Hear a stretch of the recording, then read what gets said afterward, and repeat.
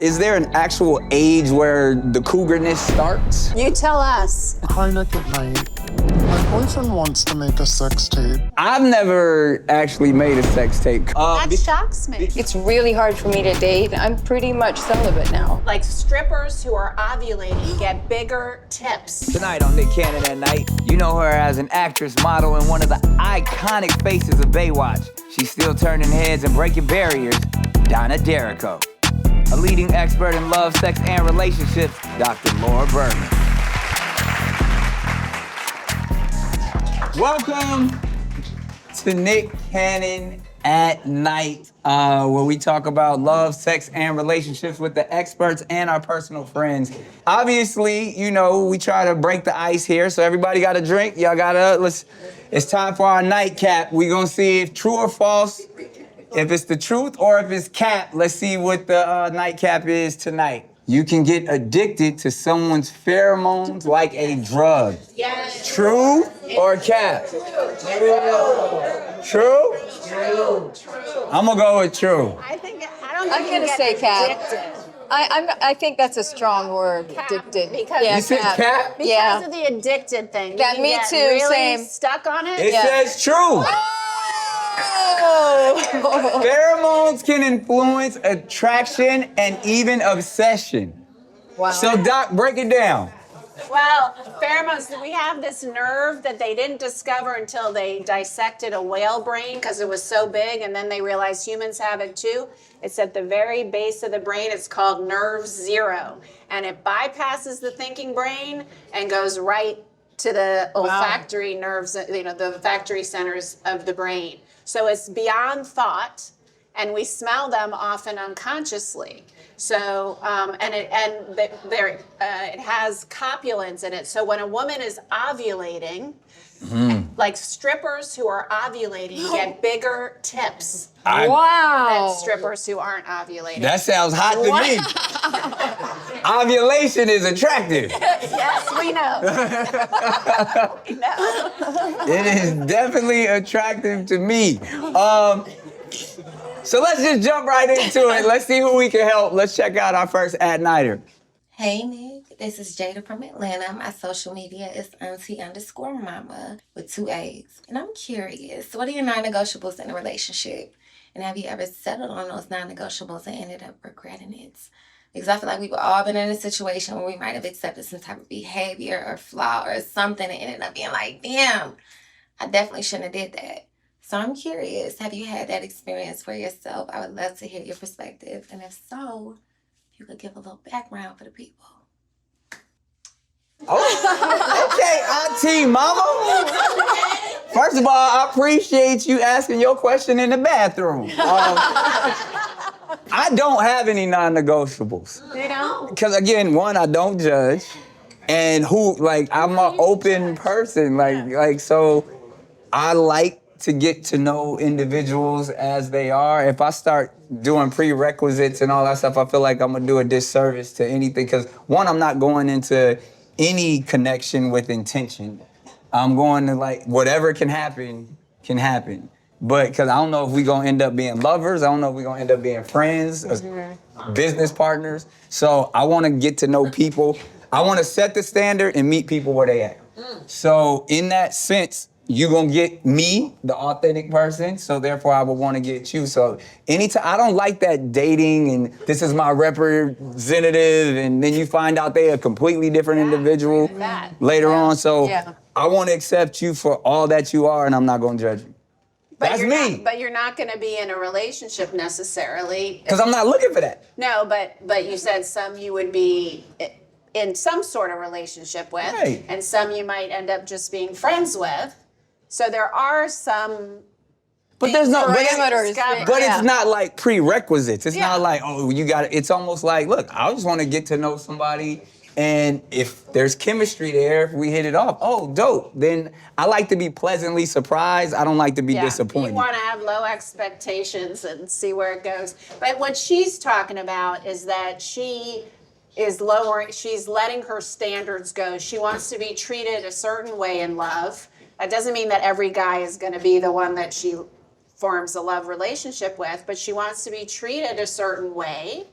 and she settles for less. And I think Is that what she said? yeah, It sounded like that. yeah. She's like, It I sounded end like up that. realizing. Crazy what women can hear. Like, I just saw her belly was out in the bathroom. So You didn't even hear what she I didn't really hear what she said.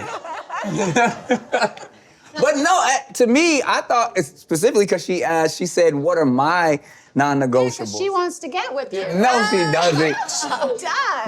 No, but in the sense, I was saying it in that way.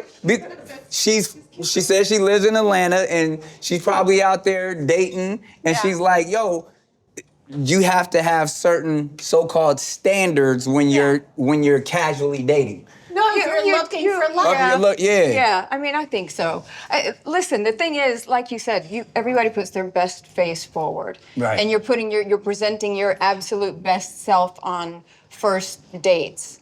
But that's not your genuine. That's not your 10 years down the road, your real self. You're saying exactly how I feel. So I want the honest person. I don't want the Me too, representative. But the thing is, if you go on a few dates with somebody and they're still presenting their best face forward, which we all do. Yeah. If you get in a relationship with them and then you find out things like they're crazily jealous, Right. or they use drugs, or maybe they smoke, and you are not. That's a non-negotiable for some There's a people. few things you find out that just aren't going to work. So are there some non-negotiables that you have? And you'd be like, Oh, tons. You have a lot? Well, yeah. I mean, But doesn't that make like the experience? At It takes times. away from it because then it's like you're always like, well, nah, they don't have this, so it's over. I think it's a good idea to like try to keep it to around 5 max, right? 5 non-negotiables. Like we're talking about, let's say you live sober, right? And Okay. Your non-negotiable may be like, I only want to have a relationship with someone who is sober. Okay, Right? I understand Or that. I only want to have a relationship I want a monogamous relationship. So I only want to have a relationship with someone who is monogamous. You don't throw that one out. Right, there. well, Yeah. that's not you. Yeah. Right? So things like that. I'm not saying you have, she said something about bringing me flowers, right? Like that's kind of Well, that's a tricky. little bit, yeah. That's a tricky non-negotiable. I mean, that's She wants the romance. right. And so this is what I'm always saying. You got to go by what people do, not because as you said, we put our best selves forward and we try to, is this person doing what they say they're going to do? Are there some key things that are just, fidelity, doing what you say you're going to do? What if you're going out with somebody for a while and they're perfect in every way, but you find out that they're really rude to like waitstaff? Yeah. That- could be a That's not non-negotiable. okay. Just being a bad person Yeah. is probably a non-negotiable. Or they have a fraud history, right? They've committed fraud or We all committed fraud at some point. Look at the stack. We done fractured the law. That's dude. true. All right, that was a bad example. All right, let's see who else we can help. This is our next at-nighter. My name is Jordan Gardner. I'm from Inglewood, New Jersey. What be going through like older women brain when they be trying to like talk to a young, YN? Like that's what they consider me. That's what you feel me. People are saying it's like this, like the 4th older woman that say that. What they expect from me? I'm a young man and I'm outside. You coming to me for excitement and then you texting all these people for whatever stability. I just want to know what goes through their brains. I'm not here for a long time. I'm here for a good time. Feel me? There it is. Salute to the YNs. This is a young man. He's handsome. He feels like he got it all together, and older women are attracted to him. And he's like, look, I have no problem, being in the Cougar Cage, but you got to let me roam when I need to roam. Yeah. I think he makes a great point. As someone growing up, I was always been attracted to mature women, always. I love that about you. I don't know what it is. I don't know, just since high school, I just always liked older women. But I do understand that comes with, one, I feel like I was taught and molded to understand women at a different capacity because I was attracted to older women. But I also learned that older women require more in that sense is that they don't want to play no games. Right. That's They don't right. want, you know what I mean? Like they don't want to, like, so if he's walking in that space, salute to him, but he gonna need some leniency as well because he's not gonna be the one that they marry. Well, He's that's not the gonna be problem, that. you know, That's the And boy he's not- It toy. doesn't sound like that he's in it for that anyway. And he's made that clear. It's Yeah. like Maya Angelou, when someone shows you, tells you who they are, believe them. So he's saying, I am not here to get serious. I'm here to play. And then she is expecting more. That's on her. Yeah. Is there a science behind that? Because I know we talked about this before about women of a certain age where they have a little bit more freedom. They know who they are, and they end up dating younger men. But is that more of a, endorphin release scenario? Well, Because she's not looking to. She thinks she's looking for a good time. She sees a hot, young, sexy boy. She's gonna have a little cougar moment, and then she has great sex with him, has some kick-ass orgasms. Her brain gets washed with oxytocin, and then she wants to, then she gets upset when he doesn't call the next day. But she should expect that because he's a YN. He out here. That's unfortunately on her. Now, is it easier for a woman of a certain age to deal with the younger man that she knows he's going to be doing his thing than to try to find your equal or your match and get serious and possibly have a... With a younger person, you mean? With the man, is it easier to have a young guy and have fun with, or try to get into a real relationship with someone who's just as mature as you, and now you're trying to see if you want to spend the rest of your life with that dude? Depends what you're looking for. Yeah, it does depend on what you're looking for. And I feel like, someone like him that as long as he's upfront and he's clear that he's not looking for a relationship. But she's probably, what I think happens is that let's say she's single or she's newly single or she, just like, I just want to have a good time. And she's not necessarily ready to get into a relationship. And so she's going to go for someone like that and then accidentally get attached. If the That's sex is exactly good. what happens. Is it the That's sex that exactly makes what you happens. attached? Yeah. If we don't want to get attached, sometimes other things, if we like you and you're our equal. Is there some type of weird maternal thing going on to them? I don't know about Nah, maternal. I think it's. Because I'm just, as somebody who's been in that scenario, I have had many older women I'm gonna mold you. Ooh, I'm gonna put some meat on your bones. I'm gonna feed you, and all like that. That's where it comes from, though, in that sense of where it's like shaping and molding this young man, and that you have more control over the younger men than you would of a man that's set in his ways and a little bit more mature. There might be something to like if they both go in knowing that it's just sex and they're just wanting to have fun. Right. And then along the way, maybe she wants him to not be like that anymore and want her in the way that he Yeah, that's what initially it's said about. that he didn't, that he's just in it for fun. Right. Maybe, I don't know if it's an ego thing or what, but a lot of older women might think, well, I'd like to change that about him and him be obsessed with me and not I'll want be to the one date that anybody else. changes him.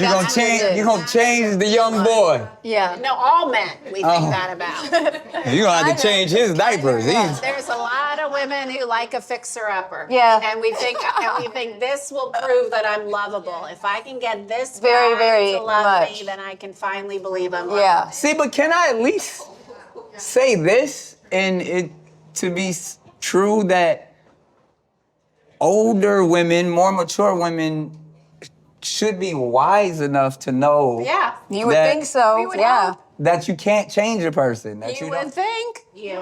Like they've been through that It already. is shocking how few women get that message, even after being bonked on the head 20 times. Very true. Yeah.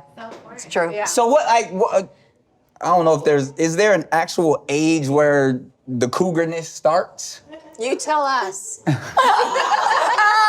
It's funny because as a young man, I used to think a cougar was somebody who was 10 to 15 years my senior. Yeah. So if I was 30, a cougar would be 45. Right. Okay. Now that I'm damn near 45, like I wouldn't consider a 45-year-old a cougar. Right. She would be your same age. So it's right. So that's what I'm saying. Like it's probably relative based off of just Yeah. the age gap Usually, opposed to actual age Yeah. number. Yeah, I mean, I've seen 40-year-old men with 60. I mean, you could a 40-year-old man with a You see 55 it. or 60-year-old woman is a cougar situation. So yeah, I think that's a good range. I mean, we usually think of it as guys under 30 with a woman over 40 something, but it can be any age. I'm not mad at that. Yeah. So is there a sense, and as we're talking about it, like, you know, we'll go all the way even back to like Stella Got Her Groove Back, or like Yeah. where women have experienced so much life that they get to a point they're like, I don't want all of those issues. My kids are grown, I'm divorced, I'm retired, and I just really want to get out there and have fun. Do we see that happening more often nowadays than we did before? Yeah. I don't know if I guess. So I feel Are like there more cougars today than there have ever been before? I think because women are more independent than ever before. We have our own resources. We can support ourselves. We don't need a man in a lot of our situations. The only thing you need us for is the member. Good time. Yeah. Good time. And companionship and play. I and- agree, yeah. Really, there is more to it than that. I think Really? It's more than just penis, yeah. But to me, it's like you've already experienced life in that. I guess, can you do it once and then do it again at that cougar age? Or is it just like, look, I did it once and now I'm just gonna go have fun? Do what?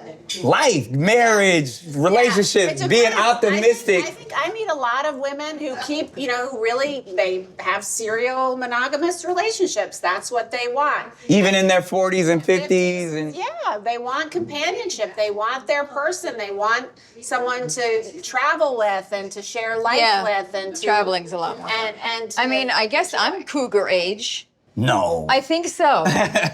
And I honestly, I like being alone because I enjoy. I was forced into being alone because a relationship didn't work out, and then I found out that I really liked it. And you like yourself. Enjoyed it, and now I don't know. It would take something really special, to make me not want to be alone anymore. See that, like, I think that's exactly what I was trying to say. To like, once you understand who you are at a certain age, It's addictive. Yeah, It's addictive. and also I think people get used to living alone, and we get into our routine, and we like our house a certain way, and we like our bedtime and our situation. That's right. And so to share a home with someone and to share a life with someone, they would have to be something really special. and especially like if you've been through some stuff and like there's a level of healing that you need to go Well, through. yes, I think that's true at any age. Yeah, so it's like, it seems like, going back to his scenario, it's like, those are the type of women he's probably attracting because he's like, look,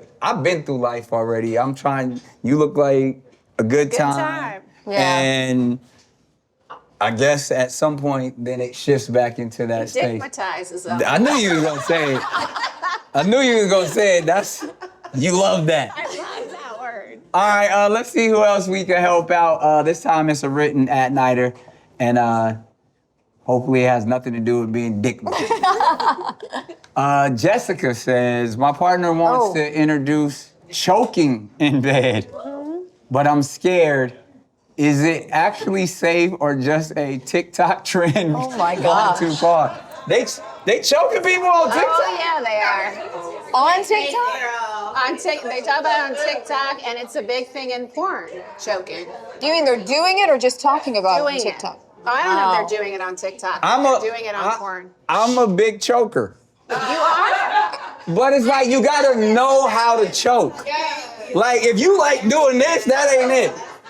But if you like behind her, and then you can slowly put your hand right here, But are you and then choking, like control her face. choking like to cut off her air supply? No. Or are you dominating her? No, it's more like I got you. Yeah. That's totally different. The choking they're talking about Is actual is choking. like cutting off your air supply while you're orgasming to try to maximize it. It's That's what they doing out here. Yeah, they are. It's not good. So like, will they actually pass out?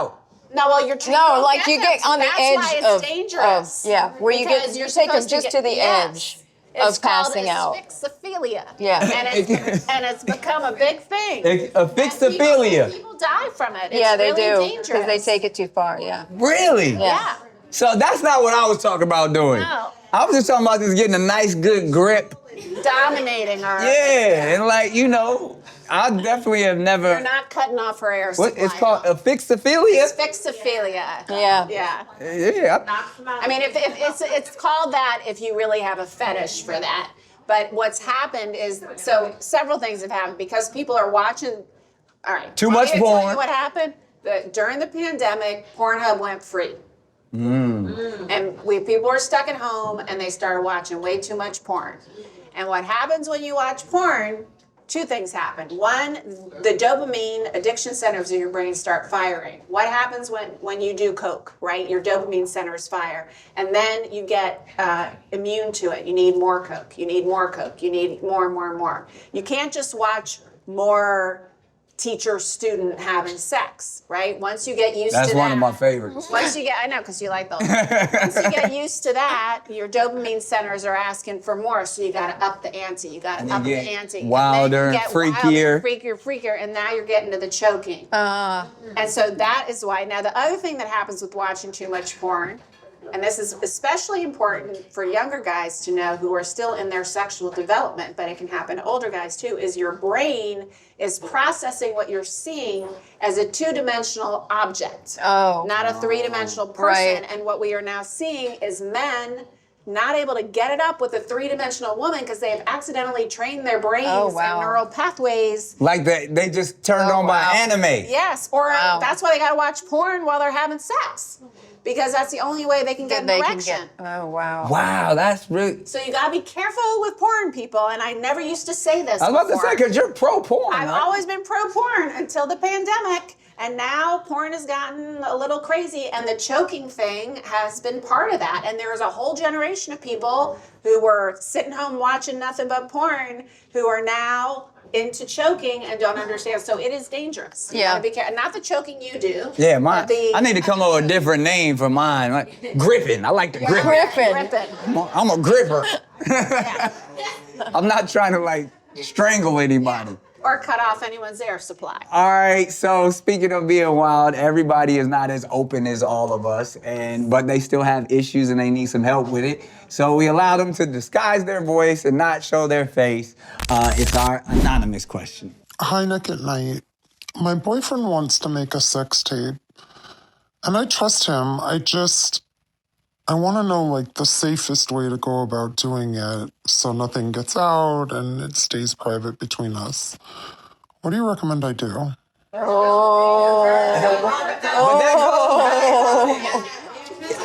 Just do it on your phone. Yeah, so you control it.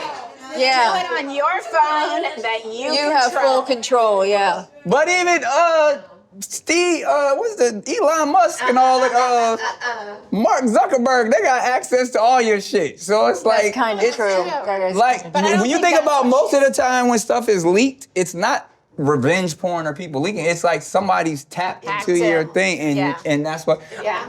I've never actually made a sex tape, You contrary haven't? to popular belief. Shocks me. Because I know, but it goes back to what you were kind of saying about porn. To me, it's like it's so performative that it takes the intimacy away from it. So like I don't like, cause I'm such an egomaniac. I'm gonna be wanting to like so I know that wouldn't be good for the actual experience, and I'm never gonna watch me back. Like I'm just. I wouldn't. I'm not into People that. find it really sexy, but you can get an old-fashioned video camera. The Super 8? Yeah, the Super 8, and keep the video. The main thing I thought she was asking, I wasn't thinking about someone hacking in. Is how to make it I thought she safe. was asking about like not wanting him to, if the relationship goes south or whatever, letting him have control. That's what I took it as too. But I mean, you're I right. want- Someone could hack into your phone. Maybe just not show your faces on it or something. That's smart. Because when people send, pics, Yeah. they usually don't put their Don't face. put Yeah, their if, face. if you don't have your anything identifiable, Yeah. maybe No that's a little safe. identifiable. But even like at this point with AI, it don't even matter. Yeah. Well, You that's can true. You can make, Everybody is in a porn. It's You- scary, yeah. you and- can make a porn without making a porn. You can Right. just use AI. Yeah. Well, to each his own. We don't judge here at Nick Cannon at Night. And speaking of, as always, we open up the floor. Does anyone have any questions for our experts? The first question is, I recently had this conversation with some girlfriends, and I believe, and I could be wrong, that sometimes in relationships we're addicted to what we believe is love, but it's the addiction of feeling needed. Utilitarian love. Can you talk about that? I mean, I just, because and she's actually helped me with that. I've dealt with that quite a bit. And a lot of it even has to do with divorce. Because, at least for me, it was like, I wanted to be a provider. I wanted to be needed. So every time I met somebody that needed something from me, I mistook it for love. And I got into a place where I was just, really, to that point, it was like, oh, I just want that feeling of being able to save the day or help somebody or make the situation feel better. And then I got into this pleasing trauma Right. that, I'm still working through. Right? Did I get it right? That was very good. Thank you. Bottom line, if you need me, you won't leave me. That's what it's about. If you need me, you won't leave me. I'm gonna steal that tomorrow, by the way. That's gonna be my post tomorrow. And my second question, and I hope it's okay, this one's actually personal for me. Dating after divorce and grief of a child. I have not navigated that yet. I'm with you. I'm a grieving mama too. I lost my son. So your question is about navigating both the grief of the divorce and the grief of the loss of the child? Yeah, that's a double grief. Yeah, and a lot of relationships don't make it through the loss of a child. Did the divorce come after the loss? Actually, before. Before the loss, okay. In a weird way, that's better. I mean, it's neither is good, but I find it's even harder when your relationship is one of the casualties of something that is already so heartbreaking. There's so much I could say about that. So what is your, what would be most supportive to you? What is your question? It's about dating after that? Is it? Yeah, I haven't. So I waited 3 years, after the divorce, and then I lost my son recently. And thank you. And just right when I thought I was ready, life happened. Yeah. And now it's like, whoa, do I hate all people? Because I'm already an introvert and I really don't like talking to people anyway. How long ago did your child die? How long? 4 months ago. 4 Okay. months. It's still early. Still very Yeah, fresh. very early. Wow, It is not time to date. No. But And I want you to come, if you're in LA, I want you to come to my next Grieving Mama meetup. We meet once a month. I was about to say, she has this amazing community. I do. I have an amazing community of grievers and also an amazing community of grieving mamas. Some have lost their children months ago, some 20 years ago, and everything in between. And you cannot do this alone. And it's so helpful to be with other people who intimately understand your pain. And we always do something healing together as well as just connecting and talking. And you've got to give yourself chance. When you go through any kind of trauma, but when you go through child loss, every cell in your body is different. You are going through a portal now, and are forever transformed. You are never going to be the same, and you don't know. And by the way, you can end up and often will end up, if you allow yourself to heal, a more tapped in, tuned in, more empowered, more amazing version of yourself, because it burns away all the shit that doesn't matter. But you have to allow yourself to go through that metamorphosis. And if you try to date now, not only will it bring up all your feelings and grief, and it's all complicated, but you don't know who you're going to be yet, so you don't know who you're going to want, right? So you've got to heal first. That's great advice. I mean, that's one of the interesting things is how we actually got close, is because she was there in that sense when I lost my son. And I didn't even think we had known each other talking about relationships and stuff, and then she shared her story with me. And then even though I'm not a mama, but I still witnessed the community that she has. And if I could give any advice, it would find people who have similar experiences that can help you with that process. And one of the most powerful things she told me, even in that moment when I didn't know which way to turn, because I actually made a lot of poor decisions when I lost my son, because I was just wanting love, and there was a outpouring of love and people wanting to be in my world and to try to help me and stuff. So I just accepted all of that. And going back to even what I was talking about, the utilitarian aspect of just like wanting to please and take my mind off of it. And the thing that I even use, even still to this day, she was like, you just gotta take it 5 minutes at a time.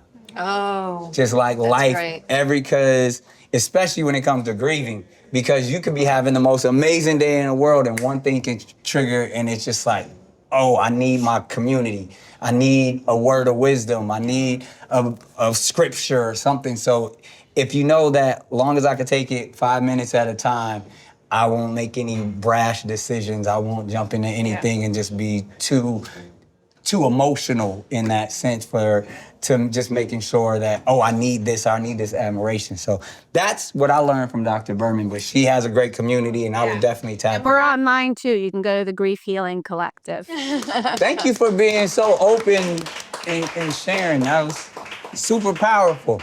See, we be having real conversation. Everything ain't gotta be about blowjobs and all of that stuff on the show, but this show is all about that education and entertainment, paradigm. Right. Making a segue now back to sex. Always. No, but I was actually even gonna talk to Donna in that sense of like having been in, Hollywood, as we call it. Is there such thing as having a normal life out here? In that sense of like whether it's dating, whether it's relationships, when as entertainers we usually put our careers first. Right. The way we look, how much money we make, the goals, the admiration, the accolades. I struggle with it. And I'm sure you do, and I'm sure that you're going to relate to this. I almost feel like I live two different lives because I have a really very extremely normal personal private life that is completely different from my public life and my public kind of persona. They're not alike at all. And I think that you do have to kind of maintain your image and maintain that kind of air about you when you're at work and on. But then, when you're off, I'm able to have a normal life. Right. I go for walks and I do, I do stuff, but I'm also very cautious and reserved with people because I don't know who to trust. I don't know who's Same. I don't know who's just wanting to be my friend because they actually like me, or if it's because of some other reason. They have some agenda. Yeah, and usually it's the agenda, especially out here in California. I was about to say, it seems It's like usually the agenda. people are like, that's just part of the LA life. It's really hard. It's hard for me to have friends. I have very, very few friends. It's really hard for me to date. I mean, I'm pretty much celibate now because I don't know how to meet people. I don't know how to date because it's just, I don't know. It's really. Well, here at Nick Cannon at night, we can help you with that. I think you ought to have a dating service. Right. No, but I mean, we joke, but I think that's the LA energy. And I think that's where people are like, I'm so tired of it because everybody's fake. Yeah. Everybody wants something. It's Everybody's the trying to trust. get There's to no trust. something else. So you're That's like, what it is. I don't even know this person. And I was trying to open up and be vulnerable to this person. Yeah, that's really sad. That makes Yeah. me. I mean, So maybe that is my non-negotiable. All right, good. See you down. Fake shit. You got one. All you fake ass There's people. a lot of fakes. There's a lot of Because fakes. it's nobody like that's willing to be their authentic self because Yeah. everybody's on this grind. Yeah. And especially like with social media now, because you just want to show the highlights. You want to show how much money you're making. You want to Right. show all and it's like, I just want authenticity and I don't feel like it's out there. I mean, there's a certain part of me that that the whole faking my death and moving to Nebraska type thing doesn't sound like a really bad idea sometimes. I don't blame you. Just to go off grid. Yeah. Yeah. Especially when you've been out here for so long. It's like, man, I just want normalcy. Yeah. I just want to be able to, and like to me, like I don't ever want to sound like, oh, fame is hard and all that, because that's not what I'm saying. It's more about people just being their authentic selves that's what it with is. you. Like I feel like And people wanting to use you. I've talked to therapists about this so many times, and it goes back to that utilitarian aspect, is where I feel like 75% of people, well, how do I say this right? That people are only 75% honest with me at all times. I don't think people. That sounds about right. Like, I don't That's think probably I've right. ever had someone be 100%. Only people that are 100% honest with me are my children. Yeah. They're the only ones that. Yeah. Everybody else, there's either a hidden agenda, their representative, there's Yeah. something, and I'm like, all But right, I you're gotta navigate through the bullshit to see what exactly you're saying, except for my kids. They'll say whatever the hell they want. Yeah. Yeah. And I think that's kind of true for everybody. I mean, you even have said yourself that there are things that you withhold even from your close relationships. So I think for a lot of us, the stuff that we don't share often are things we're ashamed of, or we're scared won't be accepted, or we're scared will push someone away. That's different than someone not being honest because they're hiding an ulterior motive, or they're pretending to be your friend and they're or interested in you romantically, and it's really about something else, you know, and improving their own career or getting some in or whatever. Like, that is not cool. Yeah. Well, that is definitely a deal breaker. Yes. There you go. And a non-negotiable. There We you go. found it. Yeah. And of course, you know, I went outside and asked everybody else about their deal breakers. So let's see what they said. Deal breakers at night. Deal breakers. What's a deal breaker in your world? With me, a deal breaker would probably be someone who doesn't have goals. Someone without goals. Yeah, or like motivation to do stuff. What's some of your deal breakers? If they don't get along with my family and they don't get along with my friends. No job. Like, no Oh, job. oh God, if they broke. Deal breakers. Finest woman in the world, but she constantly farted every 5 minutes. I can withstand that, bro. Every 5 minutes? Hey, if she baddie with a fatty, then you know what I mean? I can That withstand fatty gonna be making a lot of noise. I gotta, is there any deal breakers? Something you would not date a woman for? Alright, if she trips, like, when you're out with your homies, like, that's a deal breaker. It's a deal breaker. Like, she gotta let you have fun with the boys sometimes. If she's going out and you can't go out, that's a deal breaker. All right, so what's a deal breaker when it comes to dating? Lying. If she lies, you out. I'm out. Lying. But don't they lie all the time? All the time. But once I catch it, especially if it's a big lie, I'm done. Well, what's a big lie? What would be a big lie? Let's say she's saying she's not talking to multiple men, she's only dealing with me, then I find out she's talking to multiple men, it's over with. It's over. It's done. But if she got on a wig, you could deal with that. I can do that. I can do the wig. All right, if your chick is as amazing as she is, but she could whoop your ass. No deal, man. No deal. Can't lose in a fight? Nah, hell no. She just got muscles and just lift you up, body slam you. Man. Some people are into that. Nah, not me, man. No WWE shit for me, man.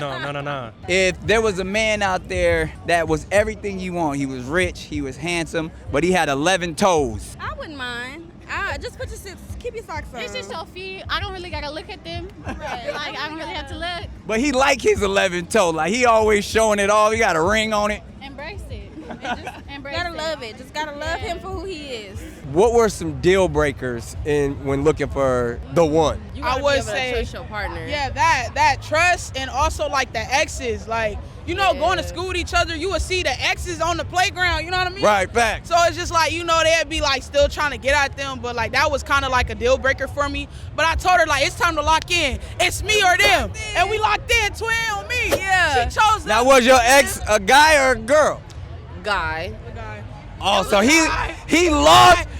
Oh, I know he feel like shit. Hey, let me tell you this story, quick and brief. He wasn't the one. He cheated. He slipped up. New Year's, I was in that, and it was it. That was raps after that. How'd you slipping? He in there, pal. Happy New Year. Hey, just like that. Deal breaker. This has probably been one of the most informative and powerful episodes we have. Give yourselves a round of applause. I have to thank Dr. Laura Berman and, of course, the one and only Donna D'Errico. Thank you so much. You guys really opened up. You shared so much. Thank you for sharing your story. It's been touching, and we got to do it again. So you know what to do. Slide to the DMs, holla at us, comments, questions, and all that. This is Nick Cannon at Night. Thank you. Get ready. If you like Nick Cannon at Night, you can watch it on YouTube or watch new episodes early and ad-free right now by joining Wondery Plus in the Wondery app, Apple Podcasts, or Spotify. Before you go, tell us about yourself by completing a short survey at Wondery.com/survey.